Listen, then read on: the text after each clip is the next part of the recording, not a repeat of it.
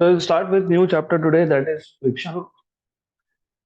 Friction और Newton laws of motion basically both are connected. सिर्फ Newton laws of motion में हमने frictional force include नहीं किया था. तो जो भी आपने न्यूटन लॉज ऑफ मोशन में सीखा है वो वापस से लगने वाला है यहाँ पे. Only thing is this time you will have an additional force which opposes the motion. Friction is a force जो मोशन को अपोज करता है. तो this time we will also include friction during the motion of an object. तो first of all, you need to know what is friction. What is friction? What is friction? So Newton's laws of motion में what you have learned is different types of forces. उसमें एक type था contact and non-contact forces. तो friction is a type of force, contact force. तो जब एक body दूसरे body के ऊपर से मूव होता है, so when one body moves over the surface of another, there is opposing force which is called as friction. अब ये जो फ्रिक्शन फोर्स है इसका सोर्स क्या है, तो यू मस्ट नो. ये सिर्फ आपके नॉलेज के लिए है. फ्रिक्शन का सोर्स क्या है उस पर कोई क्वेश्चन नहीं आता है कॉम्पिटिटिव एग्जाम में. It is just for your understanding कि ये फ्रिक्शन आया कहाँ से. तो फ्रिक्शन का सोर्स क्या है, तो first of all if you see, for example हमारे पास एक सरफेस है, हॉरिजॉन्टल सरफेस है. इसके ऊपर हमने एक ऑब्जेक्ट रख दिया. तो in this case the surface as well as the object both are not smooth. Smooth नहीं होना मतलब फ्रिक्शन होना. तो नॉर्मली जब आप देखते हो तो आपको ऐसा लगता है कि ये सरफेस स्मूथ है और बॉडी भी स्मूथ है. But when you look at microscopic level, जब आप माइक्रोस्कोपिक लेवल पे देखोगे, what you will find is जो सरफेस आपको दिख रहा है it is not very smooth. तो यहाँ पे ना इरेगुलरिटीज होते हैं. इरेगुलरिटीज मतलब कहीं पे कहीं पे you will find a dip, कहीं पे you will find a hill. तो the surface is not regular, it is something like this. Microscopic level पे जब देखोगे you will find that the surface is not really smooth. It has some irregularities, there are some dips, there are some hills. Similarly, when you look at the object also, यहाँ पे भी for in case of object also you will see the same thing, there are hills and there are dips. तो what happens is जब एक object एक surface के ऊपर रखा होता है तो there is interlocking.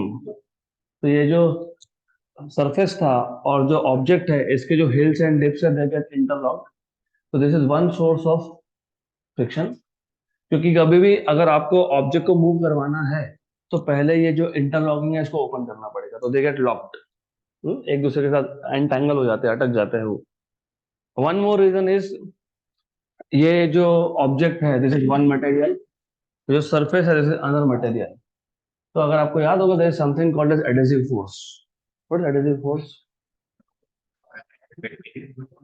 Force of attraction between molecules of different types.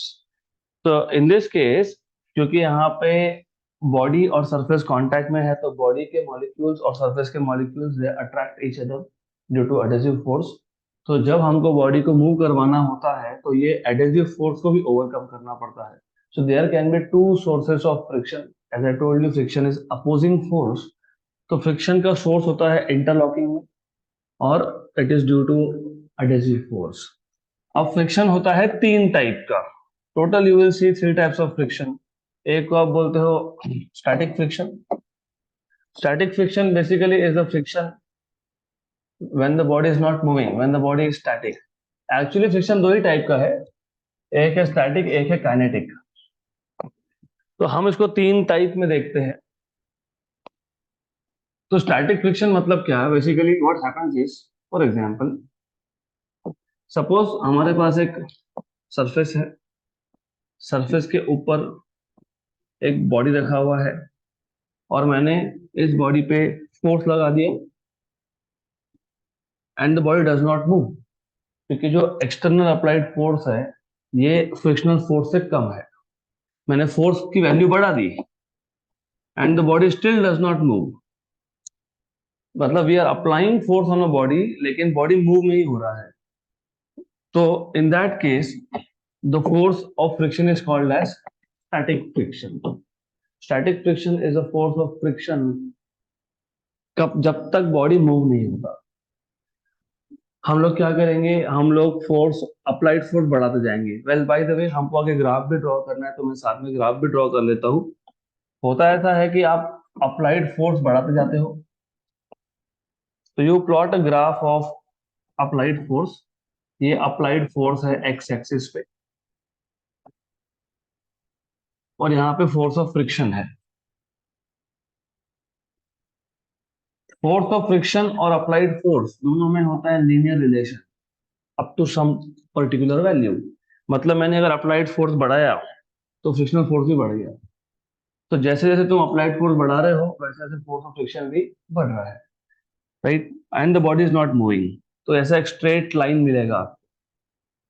Remember, हम लोग फोर्स की वैल्यू बढ़ाते जा रहे हैं, अप्लाइड फोर्स की, और फ्रिक्शनल फोर्स भी बढ़ते जा रहा है। The body is not moving, the force of friction that acts between body and the surface cup when the body is at rest is called as static friction। अब ऐसा होगा कि आप फोर्स की वैल्यू को और बढ़ा रहे हैं, बढ़ाते जा रहे हो, then then there will be a value जहां पे body will start just moving. हम अप्लाइड फोर्स बढ़ा रहे थे, फोर्स ऑफ फ्रिक्शन भी बढ़ रहा था। You go on increasing applied force, force of friction will also increase. जब तक बॉडी मूव नहीं होता, तब तक जो फ्रिक्शन है उसको आप बोलते हो स्टैटिक फ्रिक्शन। लेकिन हम अप्लाइड फोर्स की वैल्यू बढ़ाते जा रहे हैं, बढ़ाते जा रहे हैं, फाइनली फाइनली एक particular value of applied force पे the body will just move.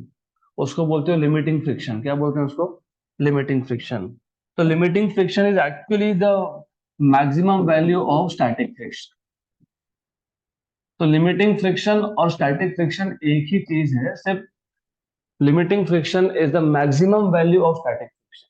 तो यहां तक, ये जो मैंने आपको ग्राफ दिखाया है, यहां तक ये स्टैटिक फ्रिक्शन है, और यहाँ पे ये क्या है? Limiting friction. तो जब भी ऐसे वर्ड्स यूज होंगे ना, द बॉडी जस्ट मूव्स, मतलब किसकी बात चल रही है? स्टैटिक फ्रिक्शन की मैक्सिमम वैल्यू की, that is limiting friction. So the maximum value of static friction is called as limiting friction, right. फिर आपने अप्लाइड फोर्स और बढ़ा दिया, आपने अप्लाइड फोर्स और बढ़ा दिया, now the body starts moving. तो जब बॉडी मूव होना स्टार्ट होता है, उस केस में जो फ्रिक्शन का वैल्यू होता है उसको बोलते हैं काइनेटिक फ्रिक्शन। क्या बोलते हैं उसको? Kinetic friction. और काइनेटिक फ्रिक्शन की वैल्यू लिमिटिंग से कम होती है, ये पता होना चाहिए। क्योंकि एक बार ऑब्जेक्ट स्टार्ट्स मूविंग, मतलब एक बार फ्रिक्शन ओवरकम हो गया, स्टैटिक फ्रिक्शन ओवरकम हो गया, तो जब बॉडी एक सरफेस पे मूव होने लगता है तो फ्रिक्शन अभी कम है, अपोजिशन कम। तो जब तक बॉडी मूव नहीं हो रहा है तब तक फ्रिक्शन ज्यादा है। So you go on increasing applied force, friction also increases. You increase applied force, friction increases. Body is not moving, जब तक बॉडी मूव नहीं हो रहा, फ्रिक्शन को बोलते हो स्टैटिक फ्रिक्शन। जैसे ही बॉडी जस्ट मूव हुआ, मतलब ये अब स्टैटिक फ्रिक्शन का मैक्सिमम वैल्यू हो गया, उसको क्या बोलते हैं? Limiting friction. And then the body starts moving on the surface. तो जब बॉडी मूव हो रहा है, उस केस में जो फ्रिक्शनल फोर्स है उसको क्या बोलते हो? Kinetic friction. So you can differentiate friction into three types: static friction, limiting friction, and kinetic friction. और this is a graph that you can have. तो ये static friction है, maximum value of static friction क्या है? Limiting friction है, और यहाँ पे क्या है? Kinetic friction। तो जब भी आपको static friction के ऊपर क्वेश्चन आए, मतलब तुमको लिमिटिंग फ्रिक्शन के फॉर्मूला यूज करने हैं इन शॉर्ट। अब ये जो फोर्स ऑफ लिमिटिंग फ्रिक्शन होता है, it is directly proportional to normal reaction. क्योंकि मैंने अभी बताया, हमारे पास एक सरफेस था, सरफेस के ऊपर एक बॉडी था। ये बॉडी एक सरफेस पे है, तो डेफिनेटली यू नो कि इस पे सरफेस क्या एक्ट करेगा? Normal reaction, where it is action, and उसका रिएक्शन कौन होता है? Normal reaction. ऑब्जेक्ट का वेट सरफेस पे क्या है? एक्शन है, और सरफेस ने क्या किया? रिएक्ट कर दिया, तो नॉर्मल रिएक्शन है। तो ये जो फोर्स ऑफ लिमिटिंग फ्रिक्शन होता है, it is directly proportional to normal reaction.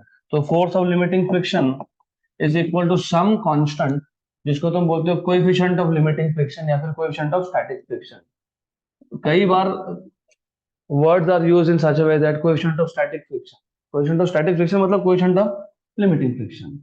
Okay, तो this is coefficient of limiting friction. Coefficient of limiting friction equal to force of limiting friction upon normal reaction. तो coefficient of limiting friction और coefficient of static friction is defined as force of limiting friction to that of normal reaction. तो ये ratio है इसका. Similarly when the body start moving, the friction that comes into picture is called as kinetic friction. Yeah, right. और kinetic friction का जो force होता है that is also similarly proportional to normal reaction. So force of kinetic friction is equal to some constant mu k, where mu k is called as coefficient of kinetic friction. Kinetic friction का coefficient का value कम होता है, limiting friction के coefficient का value ज्यादा होता है. तो अगर आपको दो वैल्यू दे दिए, अगर आपको दो वैल्यू बता दिए कोएफिशिएंट ऑफ फ्रिक्शन की, एक आ गया 0.8, एक हो गया 0.3, तो 0.8 कौन होगा? Limiting friction. 0.3 कौन होगा? Kinetic friction. तो coefficient of kinetic friction is equal to force of kinetic friction upon normal reaction. So it is defined as the ratio of force of kinetic friction to that of normal reaction. लेकिन kinetic friction में दो type आते हैं. अब दो type क्यों होते हैं? For very simple reason. अगर हमारे पास एक बॉडी है, जैसे फॉर एग्जांपल मैंने अभी एक बॉडी आपको बताया था, just now we have shown a body. तो हमारे पास एक सरफेस है, सरफेस के ऊपर एक बॉडी है.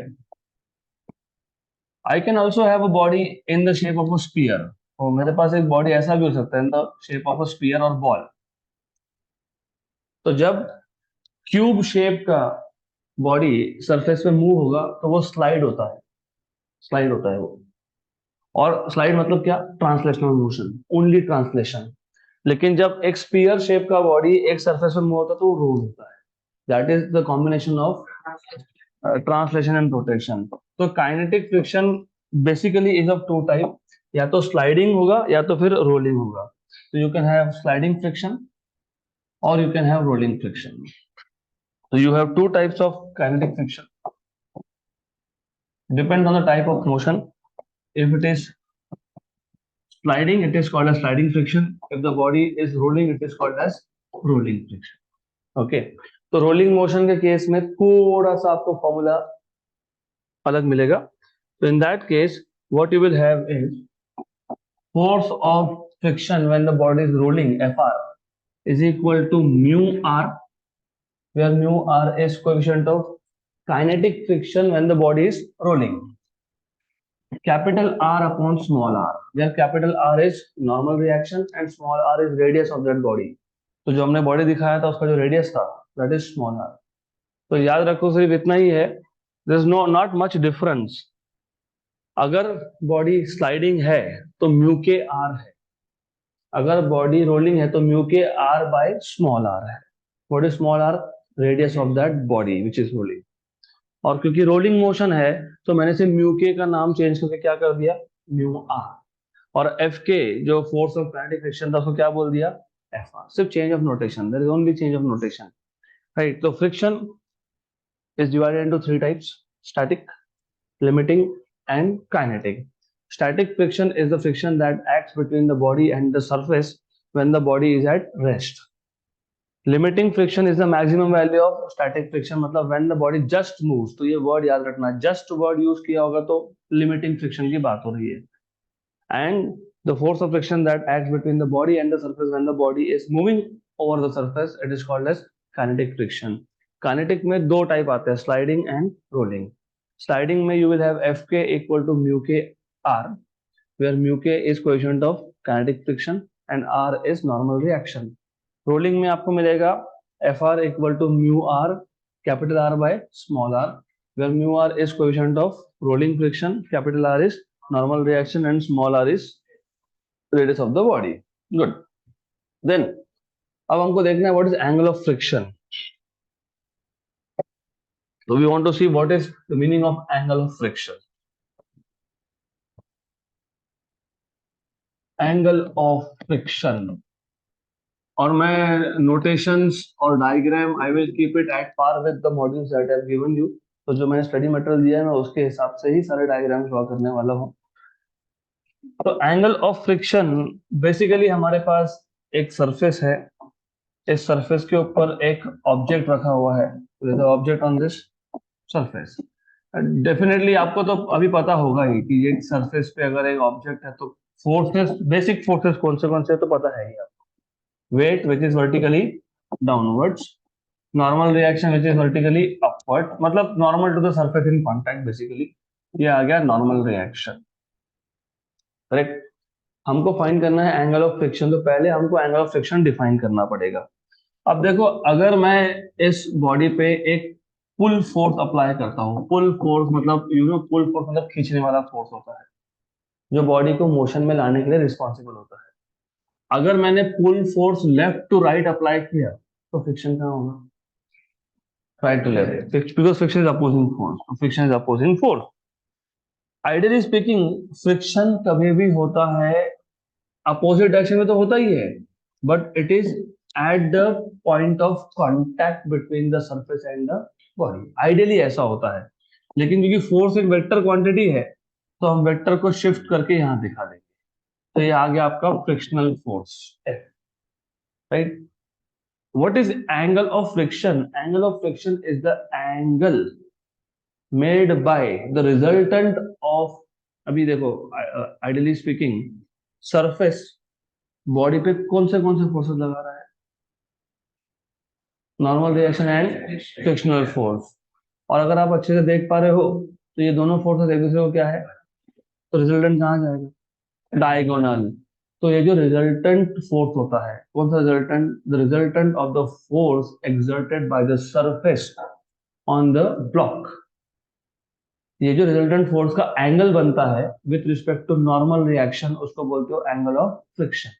What is the angle of friction? Angle of friction is the angle made by resultant of forces applied by the surface on the block with respect to normal reaction. Angle of friction is defined as, definition है उसका, is defined as the angle made by, किसने बनाया angle? Resultant of forces exerted by on the block with respect to normal reaction, मतलब with respect to vertical in short. Okay, तो if you see block के ऊपर surface ने दो forces लगाई है, एक है नॉर्मल रिएक्शन, एक है फोर्स ऑफ फ्रिक्शन, और इन दोनों का रिजल्टेंट जाएगा यहाँ पे। इसको मैं फिलहाल नाम दे देता हूँ एस। तो ये जो एस रिजल्टेंट है, इसने जो एंगल बनाया with respect to normal reaction, मतलब विद रिस्पेक्ट टू वर्टिकल, इसको बोलते हो एंगल ऑफ फ्रिक्शन। बराबर।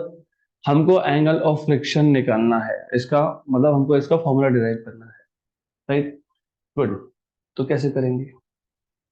कंपोनेंट्स। कंपोनेंट्स की वैसे जरूरत नहीं है, you don't need to have components, you simply don't need. Why? Because आपको पता है, मैंने अभी बोला, आप किसी भी वेक्टर को मूव कर सकते हो पैरेलल टू इटसेल्फ, बोला मैंने अभी जस्ट। तो can I just keep this here?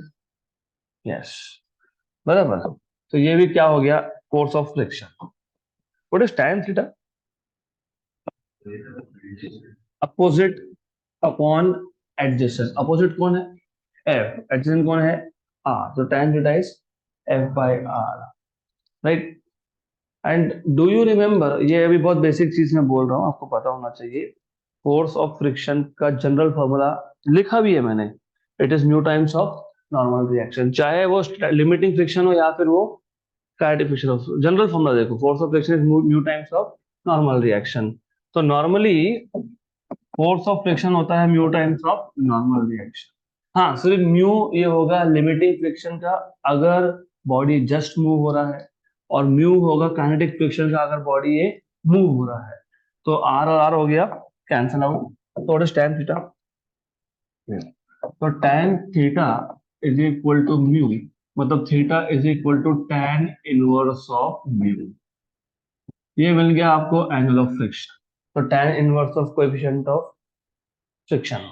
Coefficient of friction क्यों बोला? क्योंकि एज आई टोल्ड यू, ये कोएफिशिएंट ऑफ लिमिटिंग फ्रिक्शन भी हो सकता है, ये कोएफिशिएंट ऑफ काइनेटिक फ्रिक्शन भी हो सकता है, डिपेंड करता है क्वेश्चन टू क्वेश्चन। तो this is called as angle of friction. तो बहुत सिंपल था angle of friction.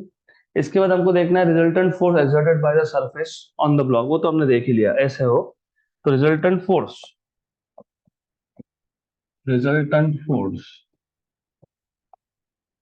exerted by the surface on the block, by the surface on the block.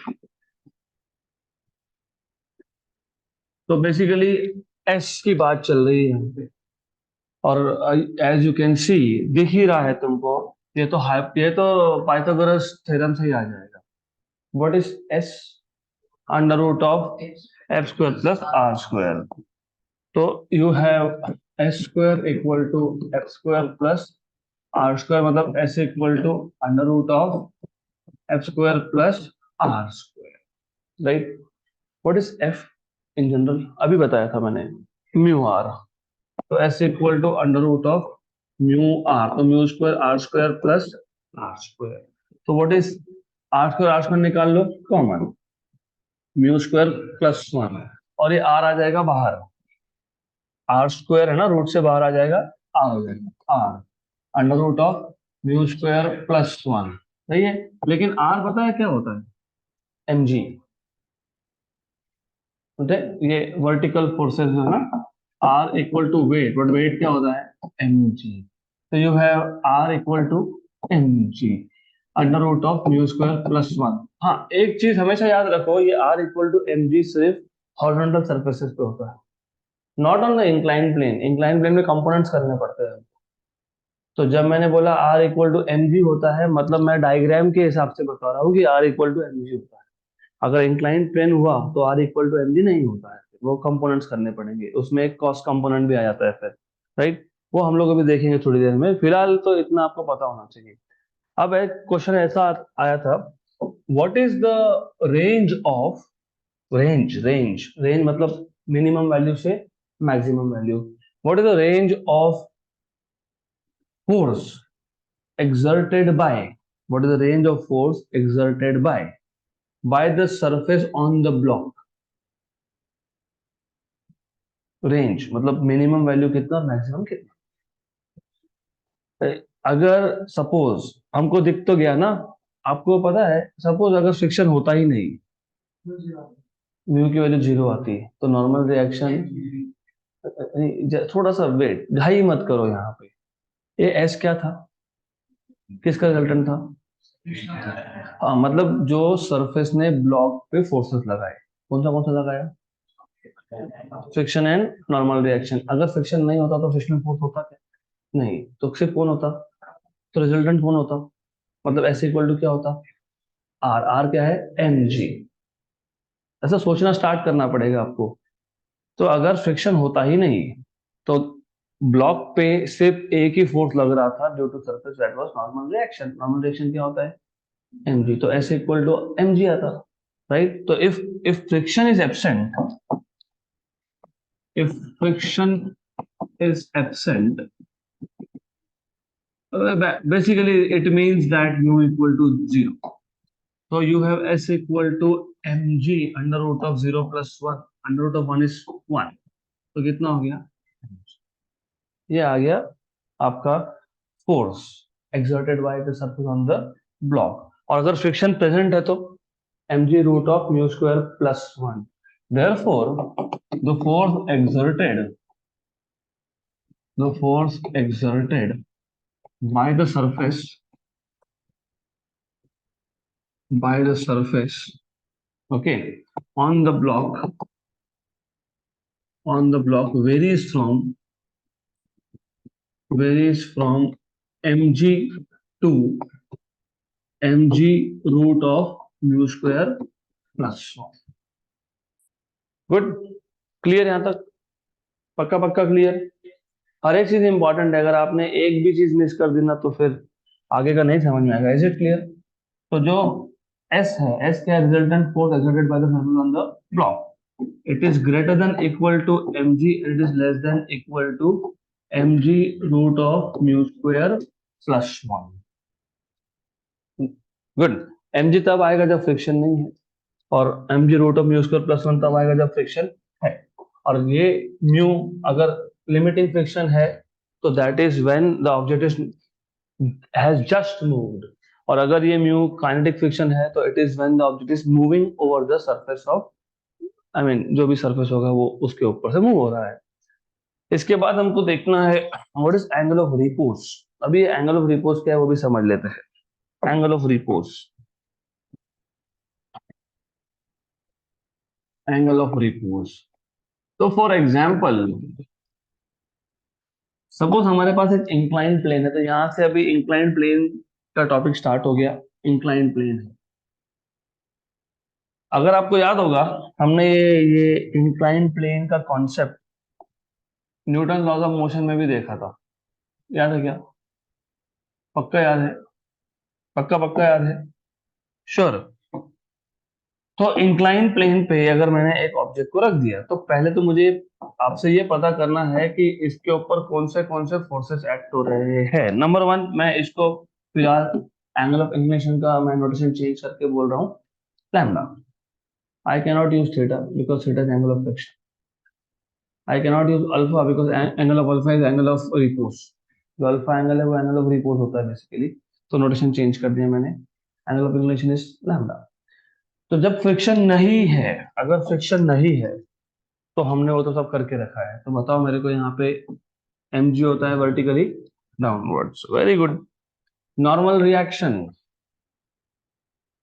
ये था नॉर्मल रिएक्शन r, ये था mg cos ऑफ लैम्डा, क्योंकि अगर ये लैम्डा है तो ये एंगल भी लैम्डा है।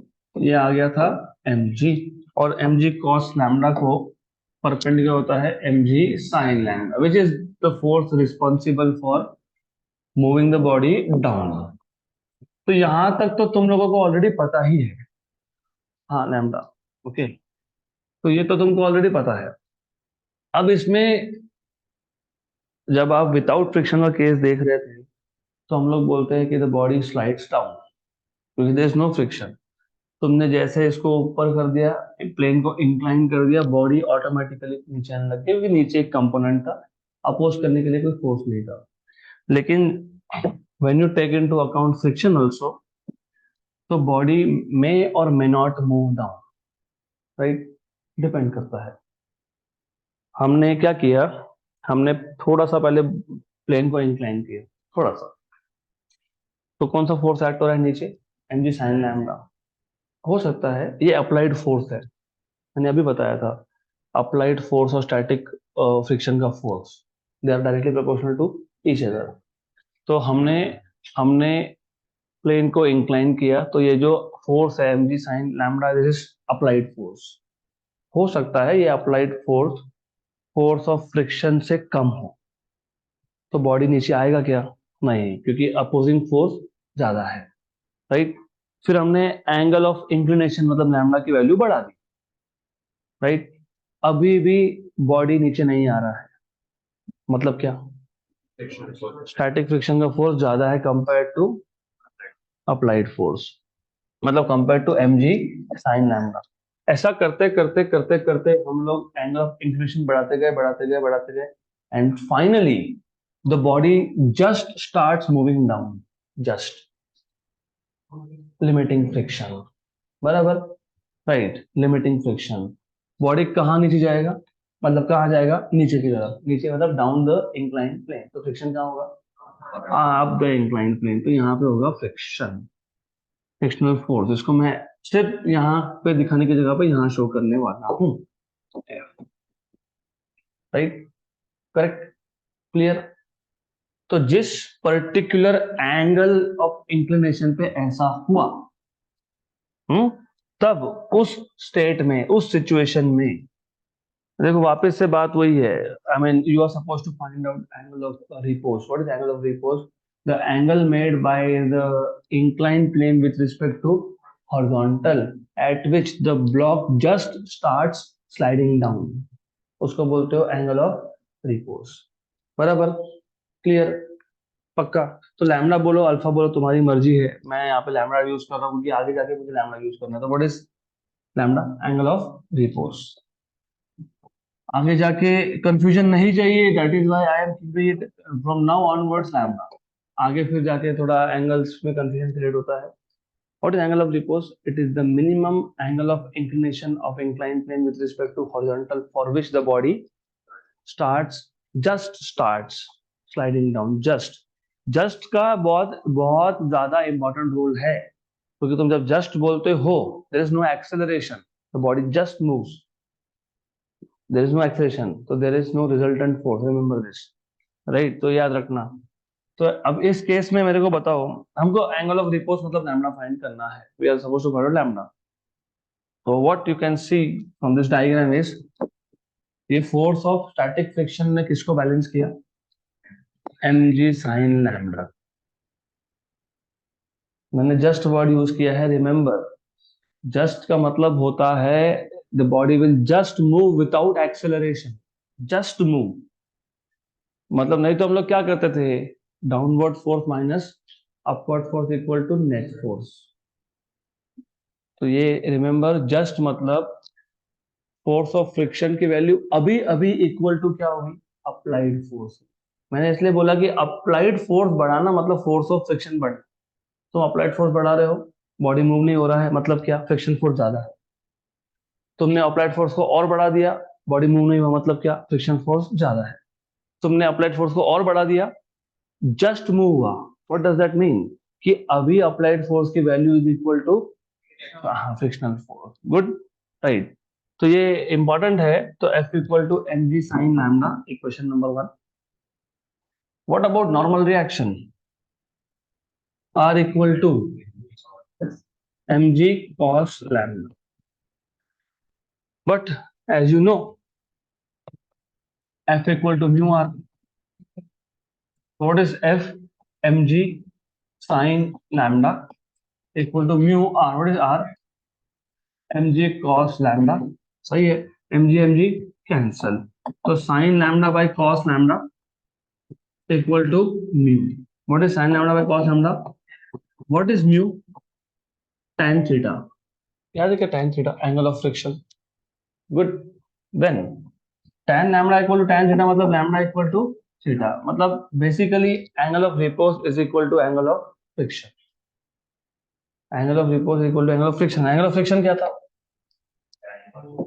एंगल ऑफ फ्रिक्शन क्या था? ये जो रिजल्टेंट है, कौन सा रिजल्टेंट है? Resultant of forces exerted by surface on the block. ये इसने जो एंगल बनाया था with respect to normal reaction, theta, that is angle of friction. तो angle of friction is the angle made by the resultant of force exerted by the surface on the block, मतलब frictional force और normal. हाँ, मैंने यहाँ पे दिखाया है, I should have shown it there, ठीक है, दैट इज ओके, वो फर्क नहीं पड़ता। सिर्फ ये पता होना चाहिए ये एंगल ऑफ फ्रिक्शन और ये एंगल, एंगल ऑफ रिपोज क्या होता है? एंगल ऑफ इंक्लिनेशन होता है, राइट? ये दोनों इक्वल आते हैं। तो एंगल ऑफ रिपोज मतलब the angle at which angle made by the surface, incline surface with respect to horizontal at which the body just, और लॉजिकली, लॉजिकली मैंने अभी बताया जस्ट स्लाइड कब होगा? जब applied force is equal to force of friction. और logically speaking वो कब होगा? जब एंगल ऑफ फ्रिक्शन और ये एंगल इक्वल। जब तक ये एंगल एंगल ऑफ फ्रिक्शन से छोटा है तब तक बॉडी मूव ही नहीं होने वाला। तो बॉडी मूव कब होगा? When the angle of inclined plane is greater than angle of friction और equal to. Good, right. Then इसके बाद हमको देखना है, नेक्स्ट टॉपिक इज फोर्सेस का ही टॉपिक होगा अगला वैसे। तो अगर आपको याद होगा, हमने न्यूटन लॉज ऑफ मोशन में, if you remember, Newton laws of motion में हमने देखा था कि हमारे पास एक बॉडी है, एक सरफेस पे रखा हुआ है, उस पर पुल फोर्स कितना है? भूल गए? भूल गए? मैंने इसलिए बोला था कि रिवाइज करके आना। पुल फोर्स, पुश फोर्स, ये सब हमने देखा था। हमारे पास एक बॉडी था ऐसा, यहाँ पे ये वेट है mg, ये नॉर्मल रिएक्शन है r, वेट नॉर्मल रिएक्शन। हमने यहाँ पे इसके ऊपर एक पुल फोर्स लगाया था। पहले पुल फोर्स हॉरिजॉन्टल था, फिर पुल फोर्स एट सम एंगल था विद रिस्पेक्ट टू हॉरिजॉन्टल, फिर पुश फोर्स भी था। पुश फोर्स ऐसा था। 3-4 केसेस डिस्कस किए थे ना हम लोगों ने। Okay, good, you have forgotten everything. चलो कोई बात नहीं, फिर रिवाइज हो जाएगा, रिवाइज करना पड़ेगा। तो we want to see calculation of necessary forces in different conditions. Calculation of necessary force मतलब necessary force to start the motion of body. तो कैलकुलेशन ऑफ, और well by the way I will make one thing very clear, हम जब question solve करेंगे तो हमको ये सारे फॉर्मूलाज में से थोड़े से फॉर्मूला लगने वाले हैं। फिर हम लोग क्यों कर रहे हैं? क्योंकि हमको कम से कम कंपोनेंट्स करते आने चाहिए। फ्रिक्शन के केस में इतने सारे फॉर्मूलाज बनते हैं कि उतना याद रखना पॉसिबल नहीं होता। So why are we doing this theory? It is just that you need to understand कि how to do components of forces. Body body अगर down the incline plane move होता है तो फ्रिक्शन होता है up the incline plane. Body अगर up the incline plane जा रहा है तो फ्रिक्शन होता है डाउन द इंक्लाइन प्लेन। तो ये सारे फोर्सेस हमको निकालते आने चाहिए। Only for that reason we are doing this all here. तुमको फॉर्मूला याद रखने की कोई जरूरत नहीं है। फॉर्मूला याद रखने के चक्कर में पढ़ना भी नहीं तो इतना कंफ्यूजन होगा, क्वेश्चन सॉल्व नहीं। So it is just to give you a rough idea how to do components of forces. तो अगला टॉपिक है calculation of necessary forces. Calculation of necessary forces in different condition. Necessary forces in different condition.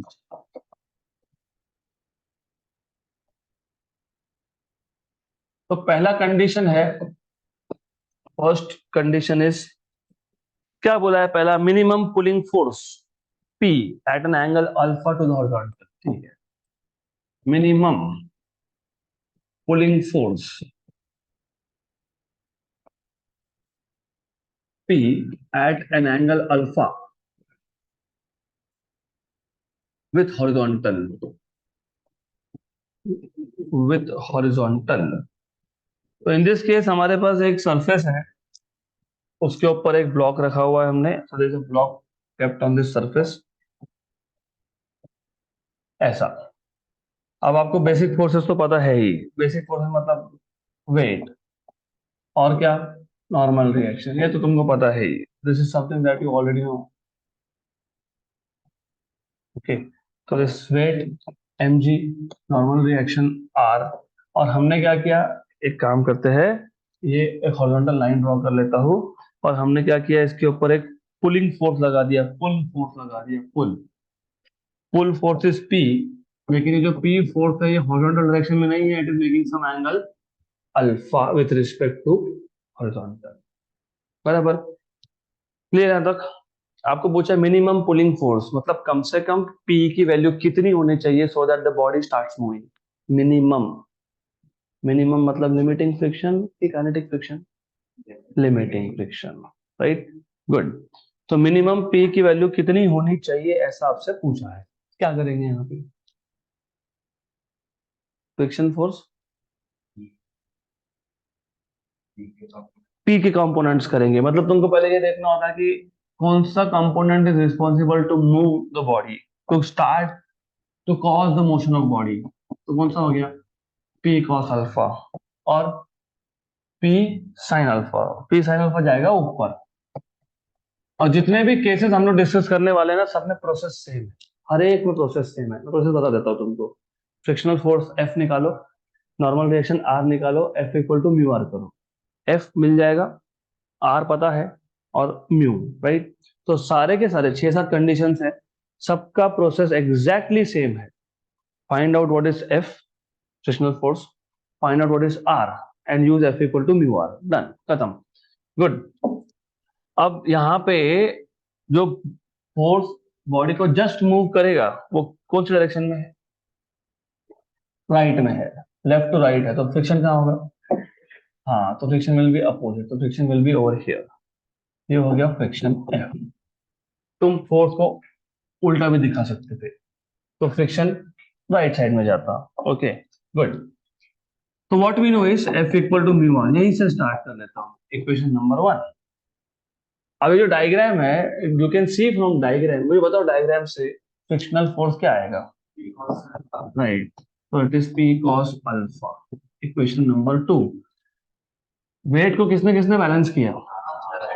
R plus T sin alpha. Weight equal to R plus T sin alpha. So what is R? Weight minus P sine alpha. Equation number 3. From equation number 1, 2 and 3. Equation 1 था F equal to mu R. F आ गया P cos alpha. Mu R. R आ गया W minus P sin alpha. बराबर. तुमको क्या find करना है? P. Minimum pulling force. मतलब P का वैल्यू फाइंड करना है तुमको. तो P फाइंड करना है. P कैसे फाइंड करोगे? तो उसको सॉल्व करना पड़ेगा. तो you have P cos alpha. P cos alpha equal to mu W minus mu P sin alpha. P cos alpha plus mu P sin alpha equal to mu W. Right? P common. Cos alpha plus mu sin alpha equal to mu W. मिल जाएगा यहाँ से P. Right. तो P मिल जाएगा. अभी इसको further simplify भी कर सकते हो. This is what you can obtain of course. लेकिन if you want to further simplify you can do it. कैसे करोगे बता देता हूँ मैं. यहाँ से भी जा सकते हो. एक अल्टरनेट वे भी है. अगर तुमको ये स्टेप्स थोड़े से यहाँ से जाओगे थोड़ा सा स्टेप बढ़ेगा. एक सिंपल मेथड है. I tell you what was mu. गड़बड़ नहीं. What was mu. अरे म्यू क्या था. अरे म्यू क्या था. म्यू म्यू म्यू क्या था. tan theta. तो म्यू था tan theta. Mu is tan theta. ये भी ये फिक्स कर लेना. जहां भी फ्रिक्शन की बात हो mu equal to tan theta. तो you have P cos alpha equal to mu. What is mu. tan theta. मैं थोड़ा सा काम कम कर रहा हूँ आपका. बाकी कुछ नहीं है. W minus P sine alpha. और ऐसा क्यों किया मैंने आपको बताता हूँ. ऐसी साइन या ऐसी कॉस या मतलब tan बन सकता है. तो tan बन सकता है तो म्यू से भी tan आ सकता है. तो mu equal to tan theta. Right. Correct. Okay. तो P cos. What is tan theta. sin theta by cos theta. W minus P sin alpha. cos theta को यहाँ पे लेके आ जाओ. P cos alpha cos theta. W sin theta. W sin theta minus P sin alpha sin theta. अब ये जो P वाला टर्म है वो लेके जाओ लेफ्ट हैंड साइड पे. क्या हो जाएगा. P cos alpha cos theta plus P और P common sin alpha sin theta equal to W sin theta. What is yes cos A cos B plus sin B cos of A minus B. So cos of alpha minus theta equal to W sin theta. So what is P. W sin theta upon cos of alpha minus theta. मिल गया minimum pulling force on a horizontal surface. ये horizontal surface पे अभी तक plane को incline नहीं किया है. तो अगर पूछा होगा what is the minimum pulling force for an object. Okay, right, on a horizontal surface. तो क्या आएगा. W sin theta upon cos of alpha minus theta. What is alpha in this case. Alpha is the angle made by the pulling force with respect to horizontal. What is theta. Angle of friction. तो ये सारा process याद रखो. तुमको final formula याद रहे नहीं रहे डज नॉट मैटर. क्योंकि तुमको अगर क्वेश्चन पूछ लिया तो कम से कम तुमको याद होगा कि F equal to mu R. मतलब F निकालना है R निकालना है सब्स्टिट्यूट करना है और सॉल्व करना है. मतलब हम लोग बेसिकली इस फॉर्मूला तक जाते ही नहीं. हम लोग क्या करते हैं. हम लोग यहीं पे कहीं पे बीच में एक हाथ स्टेप में सारे वैल्यू सब्स्टिट्यूट कर देते हैं. फॉर एग्जाम्पल अगर आपको मास ऑफ बॉडी पता है 10 किलोग्राम तो वेट पता है. What is weight 100. तो 100 डाल देंगे यहाँ. अगर आपको अल्फा भी पता है 45 डिग्री बोले मान लो तो साइन 45 इज 1/√2 cos 45. तो क्वेश्चन यहीं पे सॉल्व हो गया. तो तुमको वो थीटा तक जाना ही नहीं पड़ेगा. राइट. तो that is why I am telling you कि ये जो हम लोग थ्योरी कर रहे हैं it is just to give you an idea about how to solve a question. You don't have to remember formulas. अब याद रख भी नहीं सकते हो क्योंकि बहुत सारे केसेस आएंगे. अभी देखते हैं दूसरा. मिनिमम पुलिंग हो गया. अभी मिनिमम पुशिंग फोर्स देखते हैं. तो केस 2 मिनिमम पुशिंग फोर्स. पुल की जगह पे push. minimum pushing force P at an angle alpha with respect to horizontal. Instead of pull, you will have a pushing force now. Minimum pushing force. तो diagram में क्या change होगा? थोड़ा सा ही change diagram. You have a surface. You have an object kept on top of this surface. फिर बाकी तो सब कंपोनेंट जो है वही है. Weight is vertically downwards, normal reaction is vertically upwards, right. उसके बाद मैं एक सिर्फ हॉरिजॉन्टल लाइन ड्रॉ कर रहा हूँ, just drawing a horizontal line over here. Okay. Then in this case हमने यहाँ पे एक फोर्स लगा दिया P. ये पुश फोर्स है. This is a push force. Push push, ये P फोर्स है. और मैंने आपको पहले भी बताया था कि कभी भी फोर्सेस का क्वाड्रेंट कौन सा है वो देख के ही, यस, फोर्थ, बराबर. और ये एंगल कितना है? अल्फा है. और अगर मैंने इसको यहां पे भी शिफ्ट कर दिया तो भी एंगल कितना बनने वाला है? अल्फा. क्यों? वर्टिकली अपोजिट है, राइट. फिर इसके दो कंपोनेंट हो जाएंगे. एक आएगा यहाँ पे P cos अल्फा, मतलब इस केस में भी driving force P cos alpha. सिर्फ P sin अल्फा ऊपर की जगह पे इस बार नीचे आएगा. That is the only difference you will सी. तो ये आ जाएगा P sin अल्फा, बाकी कोई भी डिफरेंस नहीं है. Force of friction is in the opposite direction. तो फ्रिक्शन तो अभी भी यहाँ पे है, क्योंकि ड्राइविंग फोर्स राइट में है तो फ्रिक्शन अपोजिट डायरेक्शन में होता है, बराबर. बाउंसर जा रहा है, मैंने इसलिए पहले बोल दिया था न्यूटन लॉज ऑफ मोशन. ये वो सब वही है. हमने न्यूटन लॉज ऑफ मोशन में यही किया है, सिर्फ फ्रिक्शन एक्स्ट्रा ऐड कर रहे हैं. उस केस में लेफ्ट में कोई फोर्स ही नहीं था, यहाँ पे सिर्फ फ्रिक्शन एक्स्ट्रा ऐड हो गया, बाकी कुछ नहीं है. बताओ तो क्या स्टैंडर्ड प्रोसीजर बताया था मैंने आपको? F equal to mu R 1. But what is F? P cos alpha, मतलब यहाँ पे कोई चेंज नहीं है. P cos alpha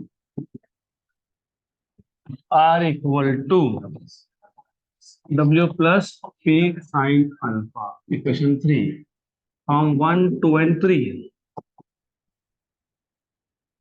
From 1 2 and 3, P cos alpha equal to mu into normal reaction W plus P sin alpha. फिर हमने mu के लिए क्या सब्स्टिट्यूट किया था? tan theta. तो P cos alpha equal to tan theta, हाँ, W plus P sin alpha.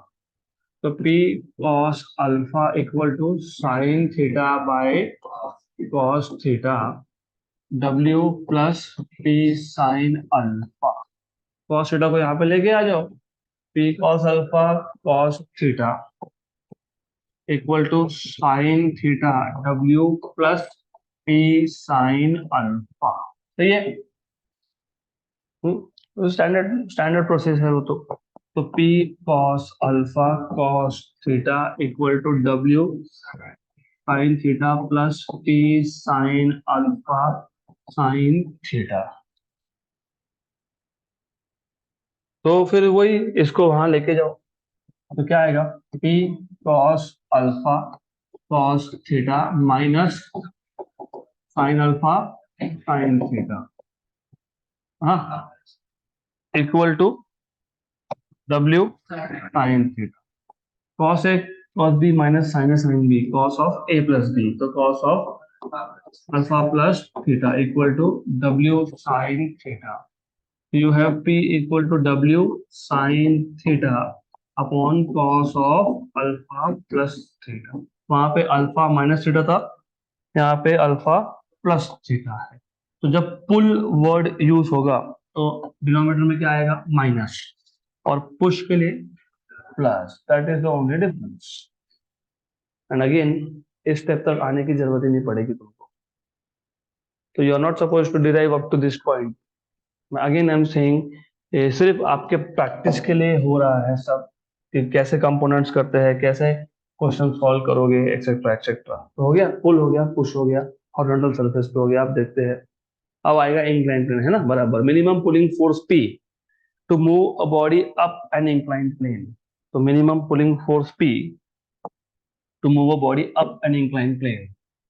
ये केस नंबर 2 था, अभी case number 3। Minimum pulling force P to move a body up an inclined plane। और याद रखना, मैं अभी तक मिनिमम फोर्सेस की बात कर रहा हूं। मिनिमम फोर्सेस मतलब just to cause motion, not to produce acceleration. Acceleration भी आएगा, वो अलग ही केस है वो। ये सिर्फ अभी जस्ट वाले चल रहे हैं, just. Okay, to move a body up an inclined plane.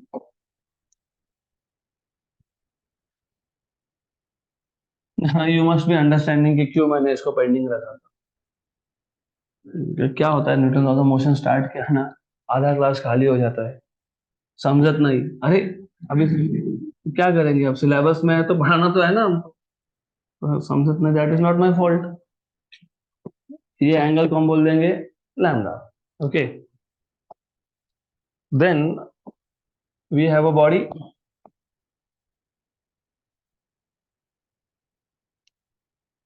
Which is somewhere over here. अभी सिर्फ हमको करना क्या है, हमको सिर्फ इतना देखना है, हमको इस बॉडी को अप द इंक्लाइन प्लेन लेके जाना है। You are suppose to take this body up the incline plane. अब बॉडी को अप द इंक्लाइन प्लेन लेके जाने के लिए हम इस पे फोर्स लगाएंगे, पुल फोर्स। वो हम लोग बाद में देखेंगे, पहले मेरे को इसके बेसिक कंपोनेंट बताओ। बेसिक कंपोनेंट मतलब एक तो वेट वर्टिकली डाउनवर्ड्स होता ही है, वेरी गुड, ये तो होता ही है। उसके बाद हाँ, ये नॉर्मल रिएक्शन है, ये वेट है, ऑफ कोर्स ये एंगल लैम्डा है। उसके बाद एम जी मतलब W, W cos alpha, cos lambda. वो डब्ल्यू को एम जी बाद में लिखते बैठेंगे। ओके, देन यहाँ पे डब्ल्यू साइन लैम्डा। ये बेसिक है, मतलब this is basic idea without friction. अब हमको करना ये था, what we were suppose to do is, हमको इस बॉडी को लेके जाना है up the incline plane. Up the incline plane, remember up the incline plane. तो मैंने यहाँ पे इसके ऊपर एक फोर्स लगा दिया। और कौन सा फोर्स है ये, पुलिंग फोर्स है। पुश मतलब धक्का देना, पुल मतलब खींचना। तो ऊपर लेके जाना है तो ऊपर से खींचूंगा ना मैं। हाँ, तो यहाँ पे ये जो पुल फोर्स है P, it is at some angle alpha with respect to, नहीं हॉरिजॉन्टल कैसे, with respect to incline plane. ये अल्फा एंगल है, इसके लिए मैंने यहाँ पे लैम्डा रिजर्व कर दिया था, because I don't want to have any confusion here. Components, components, ये कौन सा कंपोनेंट होगा, P cos alpha, very good. This is P cos alpha. तो यहाँ पे P sine alpha, this is P sine alpha. Friction downwards, very good. Friction भूल मत जाना, नहीं तो there is no point. Friction chapter में फ्रिक्शन ही नहीं लिया। Okay, this is friction, right. तो ये फ्री बॉडी डायग्राम जैसा तो हो गया ऑलमोस्ट। अभी प्रोसेस वही है, F equal to mu R, process is the same, process का कोई चेंज नहीं है। F equal to mu R, number one. अभी एफ फाइंड करने के लिए यू विल सी, इधर दो फोर्सेस है नीचे, तो you will write down F plus W sine lambda equal to P cos alpha. तो F equal to alpha minus W sine lambda, correct. Equation number 2। Normal reaction के लिए R plus sine alpha equal to W cos lambda, R plus P sine alpha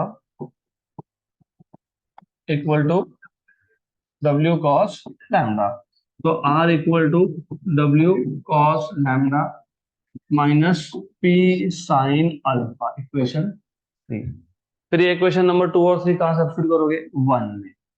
So from equation number 1, 2, and 3, so you had F equal to mu r, but what was F? P cos alpha. P cos alpha minus W sin lambda equal to mu normal reaction R, W cos lambda minus P sin alpha. Correct. फिर वही standard process mu equal to tan theta, P cos alpha minus W sin lambda equal to tan theta मतलब sin theta by cos theta. ठीक है, tan theta W cos lambda minus P sin alpha. So this is P cos alpha minus W sin lambda equal to sin theta by cos theta. So W cos lambda minus P sin alpha. Cos theta को यहाँ पे लेके आओ. So just bring it here. You will have P cos alpha cos theta minus W sin lambda cos theta equal to ये sin theta multiply हो जाएगा W cos lambda sin theta minus P sin alpha sin theta. अब P वाले term सब एक side पर, W वाले दूसरी साइड पे. तो P cos alpha cos theta plus P sin alpha sin theta P common equal to W जो भी कॉमन है कॉमन निकाल लो. W cos lambda sin theta plus sin lambda cos theta हो गया. ये आ गया P cos of alpha minus theta, cos of alpha minus theta sin of alpha lambda plus theta. Okay, तो P equal to W sin lambda plus theta upon cos of alpha minus theta. ये कौन सा force था? पुल की push. ये formula और जो पहला हमने डिराइव किया वो फॉर्मूला एग्जैक्टली सेम है, एग्जैक्टली सेम है. बराबर. तो डिफरेंस कहाँ पे है? फिर डिफरेंस है सिर्फ लैम्डा प्लस थीटा. और सर क्यों डिफरेंस है? क्योंकि ये प्लेन जो था ना ये इंक्लाइन नहीं था, लैम्डा क्या था? 0 था. तो what is easy for you, तुम इसको ऐसा याद ही मत रखना, एक ही फॉर्मूला याद रखना. राइट. और अगर अगर इंक्लिनेशन नहीं है तो लैम्डा की वैल्यू कितनी है? 0 है. तो वो बन जाएगा अल्टीमेटली ऐसा. हो गया, डन, खत्म. What will be push force on an incline plane? नीचे प्लस आएगा. तो ये सेम फॉर्मूला बनेगा, सिर्फ नीचे क्या आ जाएगा? Plus. Right. Is this clear? पक्का ऐसा होगा? Sure sure 100%. Minimum pulling force. अच्छा, ये तो अभी अप द इंक्लाइन प्लेन हुआ ना, पुश तो बाद में करेंगे. डाउन द इंक्लाइन प्लेन बाकी है. What is the minimum pulling force down the incline plane? वहां तो बॉडी को नीचे खींचोगे अब. तो don't worry, this will be the last topic for today. What time is your college? 7:30. What time is it? Okay, we have some time. हो जाएगा. अगला क्वेश्चन है minimum pulling force P to move a body down an inclined plane. Down an inclined plane.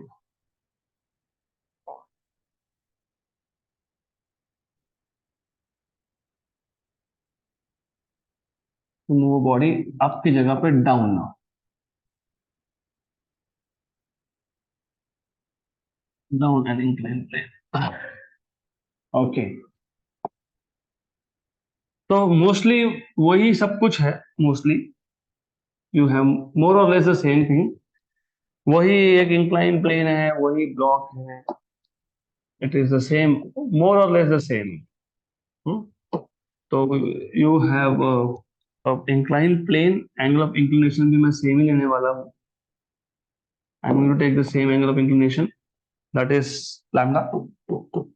फिर आपको basic components पता है, अब you are expert in this components now. This is weight, yes, and this is w cos lambda, this is w sin lambda. अब सिर्फ हमने ना pull किया है down the incline plane, down the incline plane important, it is just pull down the incline plane, pull किया है, push नहीं. This is pulling force. और ये जो एंगल बना है, नॉर्मली पुल फोर्स जो भी एंगल बनाता है हम उसको नॉर्मली अल्फा बोलते हैं. तो मैंने इसलिए ये नोटेशन को रिजर्व करके रखा है. तो in whatever notes I will give you, चाहे वो मॉड्यूल्स हो चाहे यहाँ पे हो, alpha is always angle made by the force, applied force with respect to horizontal, horizontal या फिर इंक्लाइन प्लेन. बराबर. अब इसके कंपोनेंट्स करो, बताओ components. P cos alpha, P sin alpha. Where is friction? Here, upwards, क्योंकि इस केस में बॉडी इज मूविंग डाउन. ये कौन सा बताया तुमने? P cos alpha. ये कौन सा था? P sin alpha. राइट. बाकी सारा प्रोसेस वही स्टैंडर्ड प्रोसेस है. F equal to mu r equation 1. Then F equal to W sin lambda plus P cos alpha, equation number 2. Then R plus P sin alpha equal to W cos lambda. So therefore R equal to W cos lambda minus P sin alpha, equation 3. From 1, 2 and 3.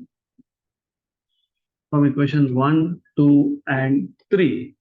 F equal to W sin lambda plus P cos alpha equal to mu into R. What is R? W cos lambda minus P sin alpha. और फिर वही mu equal to tan theta is sin theta upon cos theta.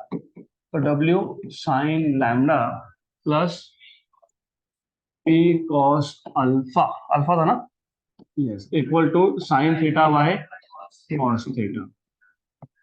और क्या था? W cos lambda minus P sin alpha.